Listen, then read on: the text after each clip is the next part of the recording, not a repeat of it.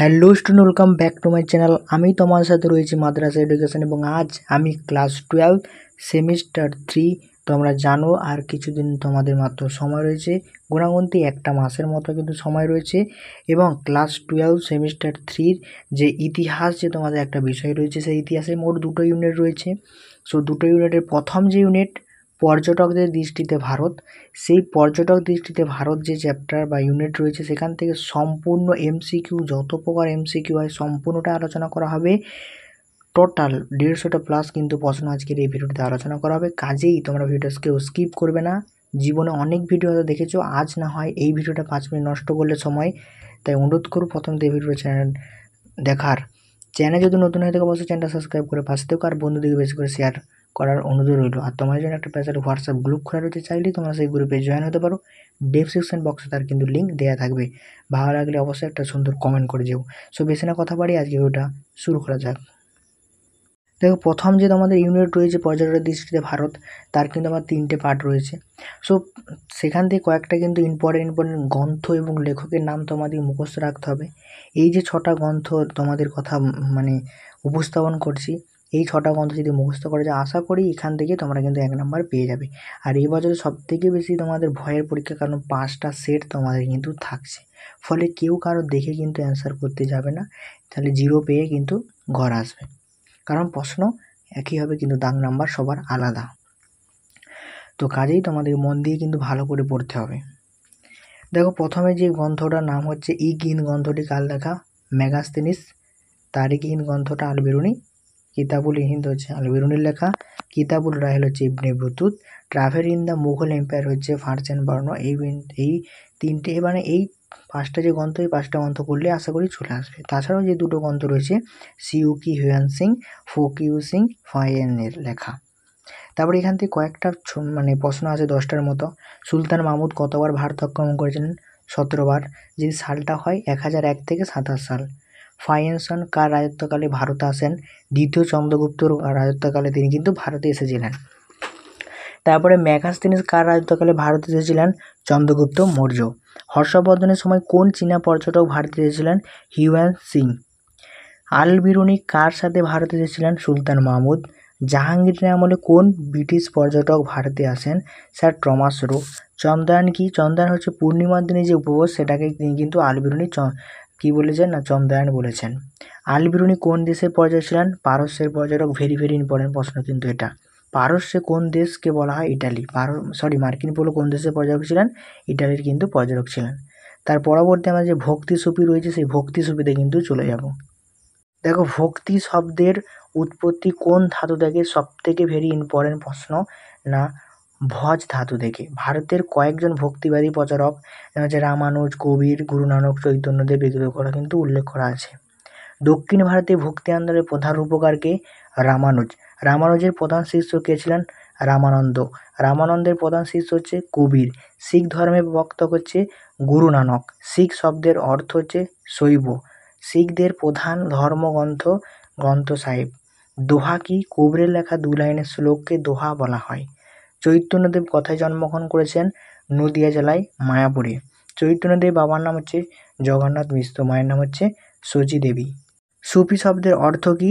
না সুফি শব্দের অর্থ হচ্ছে পবিত্র। ভারতের কয়েকটি সুফি প্রচারকের নাম কি কি হতে পারে? এখানে দেখো মঈনুদ্দিন চিশতি, তারপর যে নিজামুদ্দিন আউলিয়া, অনেকের নাম কিন্তু রয়েছে, তোমরা দেখে নেবে। তারপরে হচ্ছে যে দারুল ইসলাম শব্দের অর্থ হচ্ছে ইসলামের দেশ, আর দারুল হারম হচ্ছে বিধর্মীদের দেশ। তারপর হচ্ছে আরবি শব্দ সুফ কথার অর্থ কি? এর অর্থ হচ্ছে প্রশম। সুফিদের কোন বিষয়টিকে সর্বাধিক গুরুত্ব দেওয়া হয়? মানবিক সত্তাকে কিন্তু সবসময় বেশি গুরুত্ব দেওয়া হয় থাকে। সুফিদের মূল কথা কি? ঈশ্বরের প্রতি ভালোবাসা, অহিংসা। সুফিদের মার্গের সংখ্যা কি? দরবেশের মার্গের সংখ্যা হচ্ছে 7টি। সবথেকে বেশি ইম্পর্টেন্ট প্রশ্ন। সুফিদের জপমালা কি নামে পরিচিত? তকবি বলা হয়। আকবর দ্বীন-ই-ইলাহি দর্শন কোথা থেকে তিনি পেয়েছিলেন? সুফিদের যে দর্শন, সেখান থেকে তিনি কিন্তু পেয়েছেন। চিরাগি দিল্লি নামে পরিচিত কে? নাসির উদ্দিন। সুফিদের ভিত্তি কোন গ্রন্থ?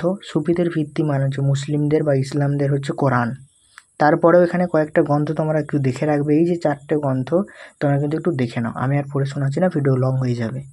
তার পরবর্তীতে আমরা চলে যাব গৌরাঙ্গ নামে পরিচিত চৈতন্যদেব। কবির জাতিতে কে ছিলেন? একজন মুসলিম তাঁতি। সবথেকে ভেরি ইম্পর্টেন্ট প্রশ্ন।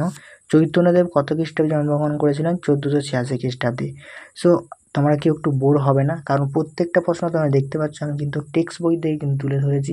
সেক্ষেত্রে এখান থেকে আসার চান্সটা কিন্তু প্রায় 70 থেকে 80% থাকা রয়েছে। সম্পূর্ণটা নির্ভর করছে এবার তোমাদের প্র্যাকটিসের উপর বা তোমাদের ধৈর্যের উপর। চৈতন্যদেবের বাল্য নাম কি? চৈতন্যদেবের বাল্য নাম হচ্ছে নিমাই। বৈষ্ণব ধর্মের প্রবক্তা হচ্ছে শ্রী চৈতন্য। ভারতের চিশতি সম্প্রদায় প্রতিষ্ঠিত করেছিলেন কে? খাজা মঈনুদ্দিন চিশতি। মহারাষ্ট্রের অন্যতম প্রধান ভক্তি কবি কে ছিলেন? তুকারাম। একটি সুফি সম্প্রদায়কে কি বলা হয়? সিলসিলা। সুফিদের আশ্রমগুলিকে কি বলা হয়? দরগা। সুফি গুরুদের কি নামে পরিচিত? পীর। সিলসিলা সদস্যদের কি বলা হতো? দরবেশ। প্রধান জনপ্রিয় সুফি সম্প্রদায় কয়টি? 4টি। অপেক্ষিত গড়ার সুফি সাধকদের কি বলা হতো? বা সাহারা। সুফি কথার অর্থ হচ্ছে শিষ্য। তকফি কথার অর্থ হচ্ছে অনুশোচনা। দেখো মানে কয়েকটা অর্থ রয়েছে, তোমরা কিন্তু সেগুলো দেখে নাও। আর তোমরা যারা এই প্রশ্নটা ভিডিও থেকে দেখে লিখতে পারছো না, তারা যদি পিডিএফটা কালেক্ট করতে চাও অবশ্যই ডিসক্রিপশন বক্সে নাম্বার রয়েছে, আমাকে মেসেজ করতে পারো। কিছু টাকার বিনিময়ে কিন্তু সম্পূর্ণটা পিডিএফটা কিন্তু তোমাদের দিয়ে দেবো। শুধুমাত্র ইউনিট 1 নয়, ইউনিট 2টাও কিন্তু তার সাথে থাকবে। ইউনিট 2তে বিশ্বাস করো প্রায় 200টা প্লাস কিন্তু এমসিকিউ আমি বাছাই করে রেখেছি। যেহেতু তোমরা এবারে প্রথম পরীক্ষা দেবে সেহেতু প্রশ্নের মানটা কিন্তু একটু বেশি হবে। তাছাড়াও এমসিকিউ। তারপর হচ্ছে ভারতের অন্যতম সুফি দরগা কথায় রয়েছে আজমির। সুফি সাধকদের অনুসারীদের কি বলা হয়? দরবেশ। ভক্তি ও সুফি আন্দোলনের অন্যতম প্রধান লক্ষণ কি? না জাতিভেদ ব্যবস্থা ও ধর্মীয় গোড়ামি। ভক্তি ও সুফি সাধকদের মধ্যে কোন দিক থেকে মিল ছিল? না ঈশ্বরের সাথে ব্যক্তিগত যে সম্পর্ক। সুফিদের প্রধান দুটি বিভাগ চিশতি এবং সুরাবর্দী। বাংলা ভক্তি আন্দোলনের প্রধান কেন্দ্র কোথায়? নবদ্বীপ। সুফি পীরদের কর্মকেন্দ্রকে কি বলা হতো? রিজা। মীরাবাইয়ের গানগুলি কি নামে পরিচিত? মীরা ভজন। চৈতন্যদেবের সন্ন্যাসগুরু কে ছিলেন? কেশব ভারতী।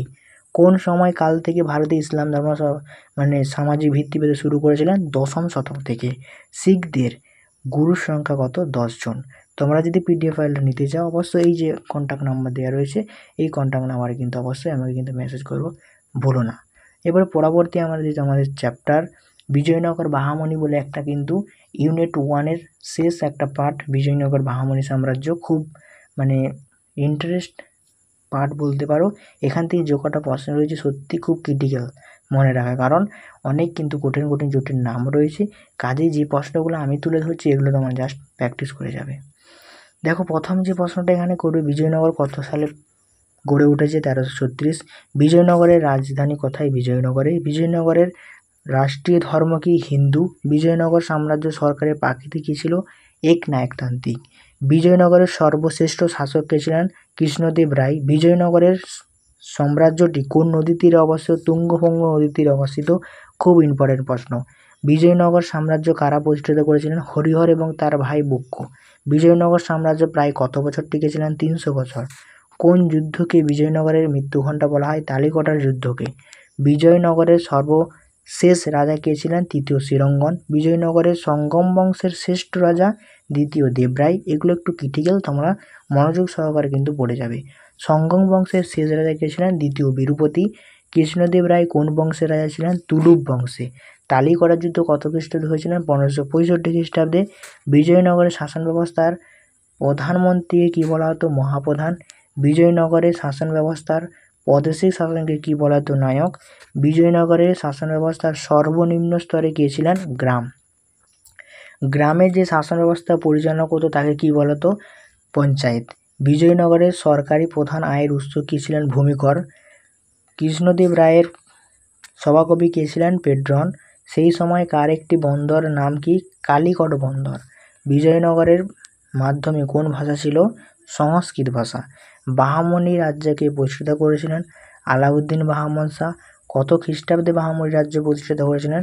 1347 খ্রিস্টাব্দে। দক্ষিণ ভারতে প্রথম স্বাধীন মুসলিম যে রাষ্ট্র কোনটি? বাহামনি। কার মৃত্যুর পর বাহামনির সাম্রাজ্য ভেঙে পড়েছিলেন? মাহমুদ গাওয়ান। বাহামনি বংশের শেষ সুলতান কে ছিলেন? করিমুল্লাহ শাহ। বাহামনি রাজ্যে আয়ের প্রধান উৎস হচ্ছে ভূমিকর বা ভূমি রাজস্ব। বাহামনি সাম্রাজ্যের অভিজাতকদেরকে কি বলা হতো? আমিরুল উমরা। সর্বপ্রথম বাংলার সুলতান কে ছিলেন? সসামউদ্দিন ইলিয়াস শাহ। বাহামনি বংশের শ্রেষ্ঠ সুলতান কে? তাজউদ্দিন ফিরোজ শাহ পান্ডু আদিয়ানা মসজিদ কে নির্মাণ করেছিলেন? সিকান্দার শাহ। গোলকোন্ড রাজ্য কে প্রতিষ্ঠিত করেছিলেন? কুলি কুতুবুল মুলুক। চার মিনার হায়দ্রাবাদ কে প্রতিষ্ঠা করেছিলেন? উলি কুতুব শাহ। দেখো তোমরা যারা এই প্রশ্নগুলো দেখছো অবশ্যই পড়ে বুঝতে পারছো বা শুনে বুঝতে পারছো কতটা ইম্পর্টেন্ট, তাই কাজে কেউ অবহেলার সাথে ভিডিওটা কিন্তু দেখবে না। যদি কোনো ভিডিওর মধ্যে ভুল ত্রুটি বা উচ্চারণে অসুবিধা হয়ে থাকে অবশ্যই ক্ষমার চোখে দেখবেন। দেখো প্রত্যেকটা প্রশ্ন কিন্তু আমি পড়ে শোনাচ্ছি না, কারণ অনেকটাই লং হয়ে যাবে, এছাড়াও অনেক কিন্তু প্রশ্ন বাকি রয়েছে, তাই আমি তোমাদের জাস্ট একটু স্ক্রিনে দেখিয়ে দিচ্ছি। পারলে তোমরা এখান থেকে স্ক্রিনশট করে নিতে পারো, খাতায় দেখে নিতে পারো। তাছাড়াও সম্পূর্ণ পিডিএফটা তোমরা পেয়ে যাচ্ছ কিছু টাকার বিনিময়। অনেক টাকা অনেক দিয়ে ছড়িয়ে দিয়েছো, বাট এই পিডিএফটা কালেক্ট করে রাখলে আমি মনে করি তোমাদের কাজেই দেবে। তাছাড়াও তোমাদের সামনে যে পরীক্ষাটা হবে অনেকগুলো সেট থাকবে প্রশ্নের, সেহেতু যদি কেউ যদি বন্ধুর আশায় বা বন্ধুর ভরসায় পরীক্ষা দেবে বলে যায় সেক্ষেত্রে তার কিন্তু ফেঁসে যাবে, সে অনেকটাই কিন্তু ফেঁসে যাবে, কারণ প্রশ্ন উল্টোপাল্টা থাকবে, কেউ তোমাকে পরীক্ষার হলে খুঁজে বলে দেবে না কোন প্রশ্নটা কার উত্তর হবে, যতই সে তোমার বন্ধু হোক। যদি চ্যানেল নতুন হয়ে থাকে অবশ্যই চ্যানেলটা সাবস্ক্রাইব করবে, আর যদি ভিডিও ভালো লাগে থাকে একটা সুন্দর গঠনমূলক কমেন্ট করে যাবে, যাতে আমি ভিডিও করতে অনেক উৎসাহী হতে পারি। তাছাড়াও শুধুমাত্র ইতিহাস নয়, ফিজিক্যাল এডুকেশন যাতে সাবজেক্ট রয়েছে, কম্পিউটার, দর্শন, সমস্ত কিছু বিষয়ে কিন্তু পরপর আমাদের পাঠ্যে যে প্রশ্ন সেগুলো কিন্তু আসতে থাকবে, কাজে চ্যানেলটা সাবস্ক্রাইব করে থাকবেন। সো এই পর্যন্তই ছিল তোমাদের আজকের ভিডিও। কেমন লাগলো অবশ্যই কমেন্ট করে জানিও, আর লাইক করে বন্ধুদের সাথে শেয়ার করতে কিন্তু ভুলো না। তো বাই, আবার নেক্সট ভিডিওতে তোমার সাথে দর্শন সাজেশন নিয়ে কিন্তু দেখা হচ্ছে। দর্শনে মোট দুটো পার্ট আসবে, পার্ট 1 এবং পার্ট 2। তোমরা কিন্তু সম্পূর্ণ ভিডিওগুলো দেখো।